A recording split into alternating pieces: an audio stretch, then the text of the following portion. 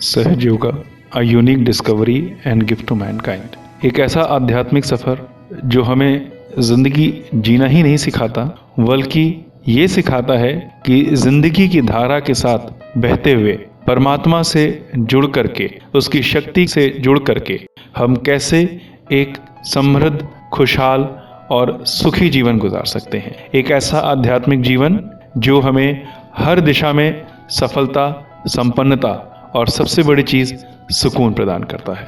इसी सिलसिले में आज हमारी मुलाकात है प्रेमचंद शर्मा जी के साथ, जो दिल्ली के रहने वाले हैं, सरकारी विभाग से रिटायर्ड हैं। आइए जानते हैं उनका ये आध्यात्मिक सफ़र कैसे शुरू हुआ, क्या पाया और क्या बना है।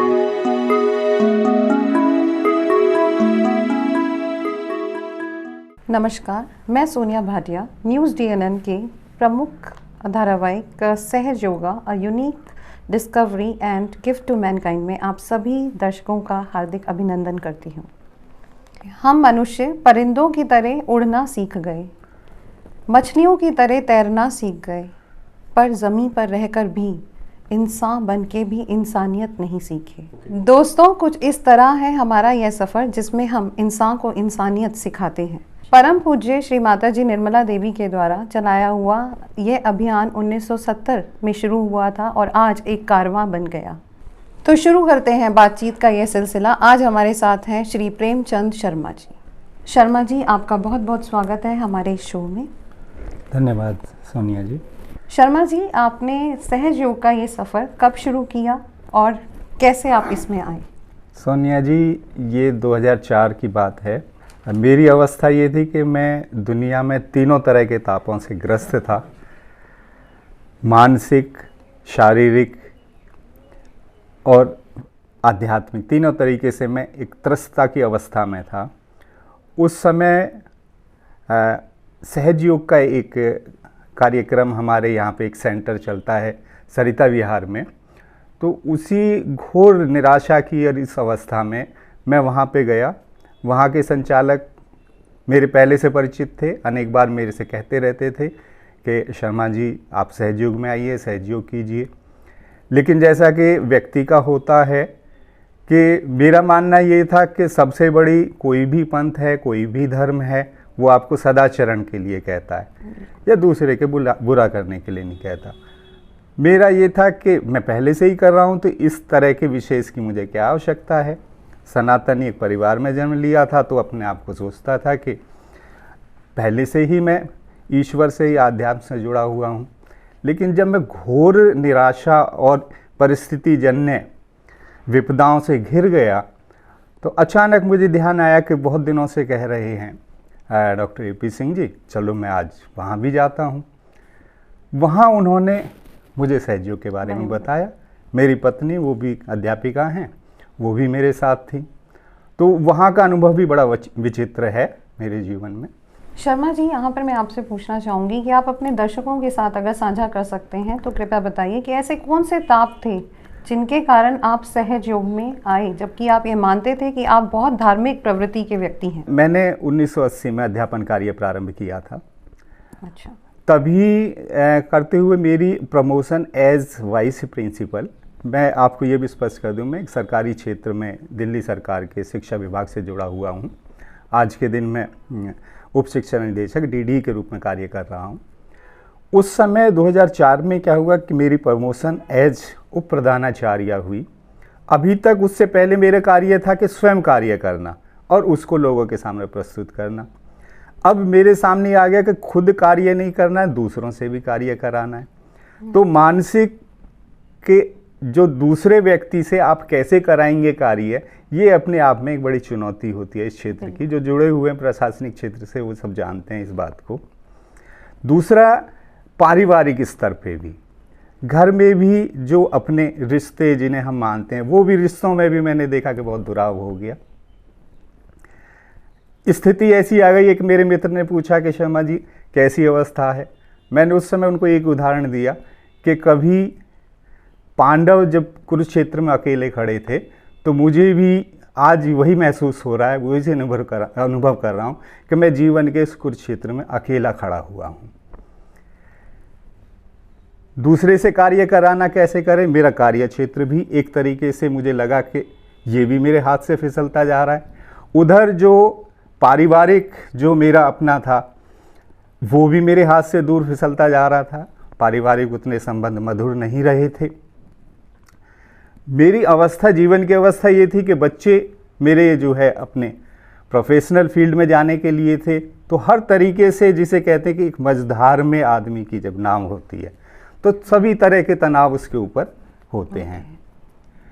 एक बार मुझे लगा कि भाई इस तनाव में मैं किस प्रकार से जीवन को आगे बढ़ा पाऊंगा, और विडंबना कहिए इसे या स्थिति देखिए कि मेरी नींद घटते घटते सिर्फ 2 घंटे की नींद रह गई थी। आज मैं 7 घंटे 6.5 घंटे बड़े आराम से नींद लेता हूँ और अपना जीवन शुरू करता हूँ, प्रारंभ करता हूँ। शर्मा जी, आपने अभी बताया कि आप तनाव में आए जिसके कारण आप सहज योगा में गए। सहज योग में जाने के बाद आपने अपने तनाव में क्या परिवर्तन महसूस किया? कितना समय आपको उस तनाव से बाहर निकलने में आया? आपका जो मानसिक दृष्टिकोण जो आप मान रहे थे कि आप बहुत कठिनाई भरा जीवन व्यतीत कर रहे थे, आप उससे कैसे बाहर निकले? कितना समय आपको लगा? हमारे दर्शकों को बताइए। उस समय न सिर्फ मुझे ये लगा कि मेरा सभी पारिवारिक रूप से भी मुझे लगा कि भाई कि आगे मेरे संबंध आगे नहीं बढ़ पा रहे हैं, कटुता पैदा हो गई है। दूसरे कार्य क्षेत्र में लगा कि भाई मैं ये कार्य भी नहीं कर पाऊंगा। तब ऑटोमेटिकली व्यक्ति के ऊपर ये आता है कि आप आगे जीवन कैसे जी पाओगे उसमें। और आज की स्थिति में आप कह रहे हो कि आज की स्थिति में तो ये है कि मैं पूरी तरह से आज एक सफल व्यक्ति का जीवन आप जी रहा हूँ, और धीरे धीरे मेरा अपना जो है जो नौकरी की सीमा है वो भी समाप्त होने जा रही है, रिटायरमेंट की तरफ मैं बढ़ रहा हूँ। तो ये सारा अगर मैं तो सहज योग के जुड़ने के बाद ही एक आमूल चूल परिवर्तन मैंने अपने जीवन में देखा है। थोड़ा सा मैं यहाँ भी ये भी बताना चाहूँगा कि जब हम सहज योग सेंटर पे गए थे तो मेरी पत्नी भी मेरे साथ थी। मैं जिसे कहते हैं बीमार था और टैबलेट्स बाकायदा मैं दवाइयाँ ग्रहण कर रहा था, ले रहा था। तो मुझे जब मैं वहाँ गया हूँ, उन्होंने कहा कि भाई आप रियलाइजेशन लीजिए, आत्म साक्षात्कार कीजिए। मुझे उन्होंने दिया, खूब अच्छे से दिया। उस समय मुझे प्रतीति नहीं हुई, लेकिन एक विश्वास मेरे अंदर पैदा हुआ कि जब मेरी धर्मपत्नी मेरे साथ थी, एक सहयोगिनी बहन ने जैसे ही उनके ऊपर हाथ रखा तो उन्होंने कहा कि भाई मेरे हाथ से तो एकदम ऐसी ठंडी फुहारें उत्पन्न होने लगी।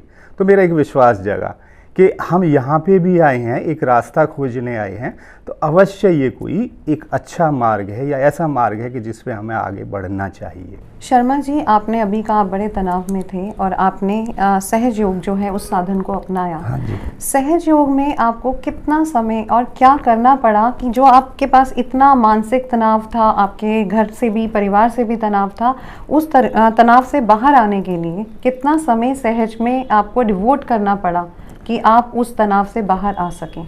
सोनिया जी, सहज योग में जब मैं आया तो कोई ऐसा नहीं था कि बहुत ज़्यादा मुझे परिश्रम करना पड़ा या बहुत ज़्यादा मुझे उसके लिए समय देना पड़ा। पहले जैसे मैंने बताया कि मैं सनातनी परिवार से संबंधित था, तो समय पहले भी पूजा पाठ में बहुत ज़्यादा देता था, बल्कि यहाँ पे तो मुझे लगा कि एक बहुत सरल तरीके से और बहुत सहज में, और जितना भी मैं समय निकाल, सुबह और शाम को इसमें समय निकालना होता है, तो सुबह भी और शाम को भी दोनों वक्त ध्यान किया। और बहुत ज़्यादा मुझे समय ऐसा नहीं लगा। मैं जिसे कहते हैं कि एक उस सामान्य अवस्था में पहुंचने में मुश्किल से थोड़ा समय उस हिसाब से ज़्यादा हो सकता है। 2 या 3 महीने में मैं बिल्कुल सामान्य अवस्था में पहुंच गया। जो मेरा कॉन्फिडेंस लेवल था वो, जब मुझे लगता था कि ये कार्य हो ही नहीं सकता है, और उसके बाद जब मैंने देखा इसमें आया तो मुझे अनुभव हुआ कि इस कार्य में कोई ऐसा है ही नहीं कि जिसे हम कर ही नहीं सकते हैं। तो जो कॉन्फिडेंस लेवल आदमी का जो इसमें बढ़ता है और अपने ऊपर एक विश्वास की इसकी भावना बढ़ती है, तो उसके बहुत ज़्यादा उसमें परिवर्तन। और आज मैं आपको ये भी जानकारी दे दूं कि आज के समय में किसी तरह की कोई मैं टैबलेट या कोई दवाई मैं इस्तेमाल नहीं करता हूँ। शर्मा जी, अभी आपने कहा कि आप ध्यान में बैठते थे सुबह और शाम को। क्या ये दर्शकों को बता सकते हैं कि सुबह कितनी देर और शाम को कितनी देर, और क्या ये सुबह और शाम दोनों वक्त ही होना चाहिए? देखिए सोनिया जी, ध्यान हम अभी भी करते हैं, समय हम अभी भी देते हैं। कोई विशेष इसके लिए ऐसा नियत नहीं है कि आप इतना समय उसमें बिताना आपको अनिवार्य है। सुबह माना ये जाता है कि सुबह जब भी आपको संभव हो सके प्रयास करना चाहिए कि जितनी जल्दी आप उठ रहे हैं, जितनी जल्दी उस मुहूर्त में आप अपनी ध्यान कर पा रहे हैं वो अच्छा रहता है। और 10, 15, 20 मिनट का सामान्यतः ध्यान होता है सुबह के समय में। और इसी प्रकार से शाम को सोने से पहले हम जरूर ध्यान की अवस्था में जाते हैं, माँ के सामने बैठ के ध्यान करते हैं। और उसी से सारी आपकी जैसे ही और हर प्रकार की कंडीशनिंग श्री माता जी ने दूर की है इसमें। पहले बल्कि जो दूसरे हम पूजा अर्चना करते थे उसमें एक तरीके से बाध्यता हो जाती थी कि ये नहीं किया, वो नहीं किया, इसकी वजह से हमें प्राप्तियाँ नहीं हो रही। यहाँ पे तो इस तरह की कोई कंडीशनिंग है नहीं, सिर्फ हमें ध्यान लगाना होता है और ध्यान से हम सीधा सा परमात्मा से हमारा कनेक्शन, संबंध स्थापित हो जाता है। यही सहयोग है, इसी को हम इसी विधि से परमात्मा से जुड़ते हैं। तो विशेष कोई प्रावधान की ऐसी यहाँ पे कोई व्यवस्था नहीं है। मन सच्चा होना चाहिए और परमात्मा से जुड़ने की आपकी ललक होनी चाहिए, सिर्फ इतना ही इसमें करना होता है। शर्मा जी, आपने सहज योगा को अपने जीवन में उतारा, उसको माना, और आप एक शिक्षा के क्षेत्र से जुड़े हुए हैं और बच्चों को आप हर वक्त देखते हैं कि बच्चों में आज बहुत तनाव है। जिन बच्चों ने सहज को अपनाया है, क्या उन बच्चों के अंदर कोई गुणात्मक परिवर्तन आपने देखे हैं? जी सोनिया जी, मैं बताता हूँ आपको, मेरे अपने अनुभव हैं जो मेरे कार्य क्षेत्र के भी हैं। पहले तो मैं आपको ये बताता हूँ कि जो हमारे पास बच्चा आता है स्कूल एजुकेशन सिस्टम में, वो बाल्यावस्था और किशोरावस्था की अवस्था का बालक हमारे पास आता है। इसमें जो किशोरावस्था की अवस्था है लगभग 10-12 वर्ष की आयु से शुरू हो जाती है और 15-16 वर्ष तक जो रहती है, वो मानव जीवन में सबसे एक महत्वपूर्ण और सबसे ज़्यादा क्रिटिकल एक अवस्था होती है जीवन की, जिसमें जो व्यक्ति का या बालक का जो है शारीरिक, मानसिक, भावनात्मक तीनों प्रकार का विकास होता है। और वो विकास ही नहीं होता, उसकी गति इतनी तीव्र होती है उसके अंदर। अगर आप देखें, जो हमारा मनोविज्ञान कहता है कि मनोविज्ञान के अनुसार जो उसकी गति होती है, जितने परिवर्तन इस अवस्था में आते हैं उतने जीवन की किसी अवस्था में नहीं आते। दूसरा, आपने सामान्यतः देखा होगा कि जो व्यक्ति जिसे हम कहें कि सदमार्ग, अच्छे मार्ग पर चल रहा है, अच्छा आगे जाके बालक प्रोफेशन अडॉप्ट करेगा या गलत दिशा की तरफ भी चला जाएगा, वो भी उसका बीजारोपण भी या उसके बीज भी इसी अवस्था में आने लगते हैं। उसका कारण ये है कि इसमें एनर्जी, जिसे हम बोलते हैं ऊर्जा का, इतना ज़्यादा विकास होता है। एक स्वाभाविक, इसके क्षेत्र से जुड़े हुए जो लोग जानते हैं, जो मतलब शारीरिक विज्ञान से जुड़े हुए बायोलॉजी के लोग जानते हैं, उनके अनुसार अगर उसमें सही डायरेक्शन ना मिले, सही दिशा ना मिले, तो कई बार बालक दूसरी दिशा की तरफ चला जाता है। आपने देखा होगा जितना भी व्यसन, एडिक्ट्स जो होते हैं, वो बच्चों की अवस्था इसी आयु से वो ग्रहण करते हैं। कहाँ से ग्रहण करते हैं? सामान्यतः ये देखा जाता है कि इसमें पीयर ग्रुप, किशोरावस्था में विशेष रूप से जो पीयर ग्रुप से बच्चा अपनी जानकारी या उनकी परामर्श, गाइडेंस भी सामान्यतः हम ये देखते हैं वहाँ से ग्रहण करता है। उसका जो अपना साथी है, जो दोस्त है, उसे भी अपूर्ण जानकारी है। तो उससे होता क्या है कि कई बार वो गलत मार्ग की तरफ चले जाते हैं।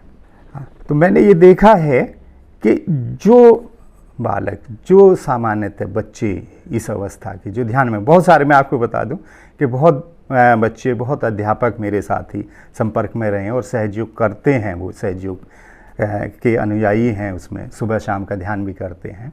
तो उनमें बहुत बड़ा परिवर्तन मैंने देखा है। जो बालक ध्यान करता है, सहयोग करता है, नंबर 1 कि वो भावनात्मक रूप से स्थिर होता है। नंबर 2, उसमें निपुणता आ जाती है। निपुणता आ जाने के कारण उसमें ओबीडियंसी वो बढ़ जाती है और हर प्रकार के जो दुर्गुणों से या दुर्व्यसनों से वो स्वाभाविक रूप से स्वतः ही दूर होता चला जाता है। तो यहाँ पर सहज योग बच्चों के ऊपर, बच्चों के निर्माण में बहुत ही ज़्यादा मददगार, बहुत महत्वपूर्ण भूमिका रखता है। अनेक छात्र ऐसे आए हैं, हमने देखे हैं, और उन छात्रों की विशेषता आप देखेंगे कि बहुत ही प्रफुल्ल मुद्रा में आपको बहुत शांत ऐसे दिखाई देंगे और किसी प्रकार से मतलब जिसे हम कहेंगे लीस्ट प्रॉब्लमेटिक बच्चा, ऐसा सहयोगी बच्चा पाया जाता है। शर्मा जी, आप शिक्षा के क्षेत्र से जुड़े हुए हैं और बच्चे जो हैं वो नींव माने जाते हैं एक राष्ट्र के निर्माण की, और क्योंकि बच्चे राष्ट्र के निर्माण की नींव हैं और उनको आप क्योंकि ध्यान में हैं, आप शिक्षा के क्षेत्र में हैं, आप क्या संदेश देना चाहेंगे उन दर्शकों को जो इस वक्त देख रहे हैं और ख़ास तौर पे माता पिता को कि वो अपने बच्चों को ध्यान में किस तरीके से लेकर आएँ? हाँ सोनिया जी, यहाँ मैं बताना चाहूँगा कि सहज योग एक जीवंत क्रिया है। सहज योग के माध्यम से जब हमारी कुंडलिनी जागृत हो जाती है और हमारा संबंध परमात्मा से स्थापित हो जाता है, तो हम परमात्मा के साम्राज्य में पहुंच जाते हैं। उस समय हमें किसी भी प्रकार की चिंता करने की आवश्यकता नहीं होती है और स्वाभाविक रूप से ही बालक या बच्चा हमारा मार्ग पे आगे बढ़ने के लिए स्वयं अग्रसर हो जाता है। इसी से जुड़ा हुआ हमारे देश का भविष्य भी है। यदि हमारी भावी पीढ़ी, जैसा कहा जाता है कि भारत युवाओं का देश है, अधिकांश हमारी जनसंख्या युवाओं की है, तो यदि हमारा युवा सही रहेगा, बुरी आदतों से बचा रहेगा, गलत रास्ते पे आगे नहीं बढ़ रहा होगा, तो निश्चित रूप से देश का भविष्य भी उज्जवल होगा, स्वर्णिम होगा। मेरी ऐसी आशा है और परमपिता परमात्मा से यही है कि देश भी आगे बढ़ेगा। मैं सभी दर्शकों से यहाँ पे अनुरोध करना चाहूँगा कि आप स्वयं भी और बच्चे भी, आपके बालक भी सहज योग से अवश्य जुड़ें, क्योंकि यहाँ पे किसी प्रकार से आपको देना नहीं है, यह पूर्णतः निःशुल्क है और यहाँ पे सिर्फ लेना ही लेना होता है, सिर्फ अपने लिए, अपने बच्चों के लिए, अपने भविष्य के लिए। तो ये थी हमारी मुलाकात श्री प्रेमचंद शर्मा जी के साथ। सिलसिला अभी और भी चलता रहेगा, कारवां में लोग आते रहेंगे, जाते रहेंगे। आज के लिए बस इतना ही, फिर मिलेंगे, जल्दी मिलेंगे किसी नई शख्सियत, किसी नए मुसाफिर के साथ। धन्यवाद दोस्तों, सिलसिला जारी रहेगा, मुलाकातें होती रहेंगी, यात्री बदलते रहेंगे और हर बदलता हुआ यात्री कुछ ना कुछ हमें ऐसा दे के जाएगा जिससे हमारे जीवन का लक्ष्य भी शायद कहीं ना कहीं आसान हो जाए। चलते हैं, आज हम आपसे इजाजत लेते हैं और जल्दी ही एक नए यात्री के साथ, एक नए सफर पर, एक नए अनुभव के साथ फिर आपके साथ।